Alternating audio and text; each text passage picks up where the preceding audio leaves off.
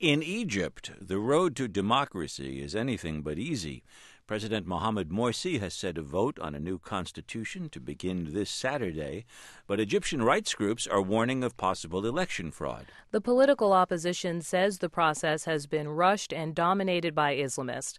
And today, the Carter Center here in the United States said it will not monitor the referendum because there isn't enough time to prepare. Mass protest rallies are scheduled tomorrow, but Egypt's president and his supporters argue the vote is necessary to stabilize the country. Now, a talk with one of the leaders of the opposition to President Mohamed Morsi, Mohamed Elbaradei, the former head of the International Atomic Energy Agency and Nobel Peace Prize winner, is coordinator of the National Salvation Front. That's a coalition of opposition groups. Dr. Elbaradei, welcome to the program once again. Thank you very much for having me, Robert. First, the National Salvation Front has sometimes talked about urging Egyptians to boycott the constitutional referendum and then urging them to take part but to vote no. So first, where do you stand on that question? Robert, this is a defunct draft constitution that has been drafted by a committee that in no way represents the Egyptian people. It has been rushed through. So, on the one hand, we do not want to boycott because they might present that as a victory. On the other, we do not want to give legitimacy to a process that we do not consider its fair process. So given that choice, what I hear you saying is you're urging Egyptians to vote no, and then you're prepared to challenge the outcome if it isn't a fair election? I think that's what is going to happen. Dr. Elbaradei, can you tell us, apart from the process by which this draft was written, a single thing that is absent from that Constitution which would make Americans understand the intensity of your opposition to it? Yeah, I'll give you a few examples. I mean, this draft Constitution allows civilians to be tried before military courts, for example.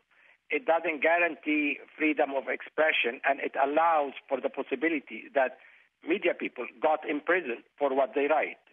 It only guarantees freedom of worship for the three monolithic religions and not freedom of belief for everybody as provided for in the Universal Declaration of Human Rights.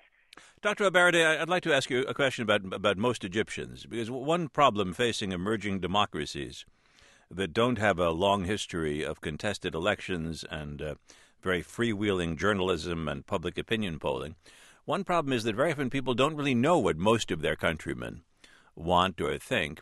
Is it possible that there is a majority of Egyptians who would prefer an Islamist government running an Islamist regime? Robert, I would say that there is at least 70% of the Egyptians who want to have a middle-of-the-road way of life. I mean, again, these guys are selling it as an Islamist way of life. It is not. Many of us are Muslims, but we have a completely different view of Islam, a view of Islam that's based on the basic values shared by every religion: freedom, justice, equality, social solidarity.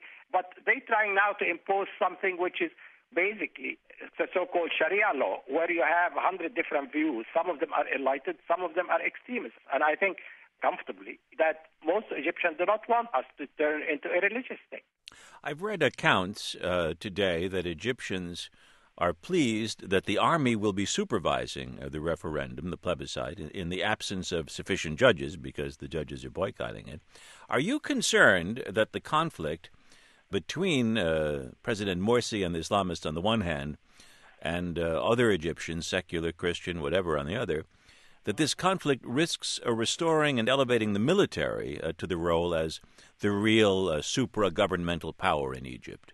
I think, unfortunately, what's happening that this is elevating the army to the level of being the arbiter between the so-called Islamists and the rest of the country.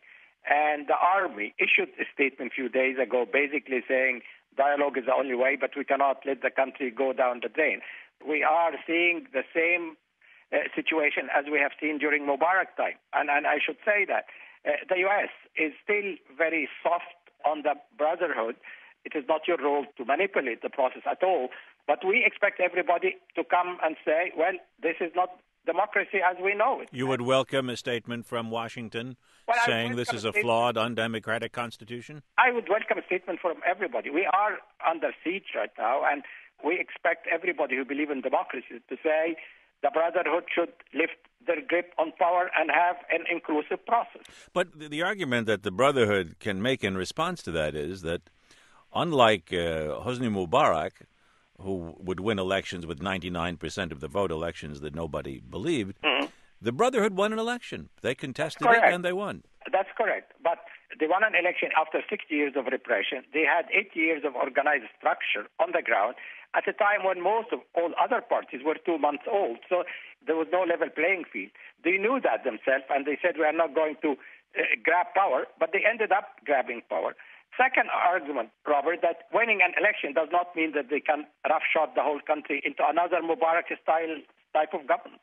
Well, Dr. Elbaradei, thank you very much for talking with us once again. Thank you very much, Robert, for having me. It's Dr. Mohammed Elbaradei speaking to us from Cairo, where he is coordinator of the National Salvation Front. That's the opposition coalition there. And, of course, he was the Nobel Peace Prize laureate for his role as head of the International Atomic Energy Agency.